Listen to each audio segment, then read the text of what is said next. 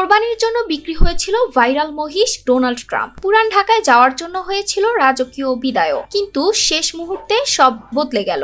স্বরাষ্ট্রমন্ত্রীর হস্তক্ষেপে এবার আর কোরবানি হচ্ছে না আলোচিত সেই মহিষটির। অ্যালবিনো জাতের বিরল মহিষ ডোনাল্ড ট্রাম্প আবারও ফিরছে নারায়ণগঞ্জের খামারে। স্বরাষ্ট্রমন্ত্রী সালাউদ্দিন আহমেদ জানিয়েছেন, বিশৃঙ্খলার আশঙ্কায় কেরানীগঞ্জের ক্রেতাকে টাকা ফেরত দিয়ে মহিষটি ফিরিয়ে নেওয়া হয়েছে। আপাতত সেটিকে আগের মতোই খামারে লালন পালন করা হবে। গোলাপি আভার এই বিরল মহিষটি ভাইরাল হয়েছিল মূলত এর চুল ও চোখের অদ্ভুত স্টাইলের কারণে।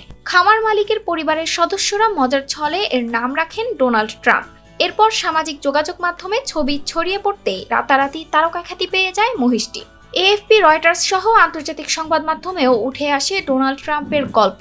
700 কেজি ওজনের এই মহিষটি ভাইরাল হওয়ার আগেই কিনেছিলেন পুরান ঢাকার জিঞ্জিরার বাসিন্দা সামির। কিন্তু ভাইরাল হওয়ার পর প্রতিদিন শত শত মানুষ ভিড় জমাতে শুরু করেন খামারে। দূর দূরান্ত থেকেও মানুষ আসেন শুধু এক নজর ডোনাল্ড ট্রাম্পকে দেখতে। যে মহিষ কোরবানির জন্য বিক্রি হয়েছিল সেই মহিষই এখন দেশের অন্যতম আলোচিত সেলিব্রিটি। আর আপাতত তার কোরবানি নয়, চলবে বিশেষ যত্নে লালন পালন। TS Bangla desk report.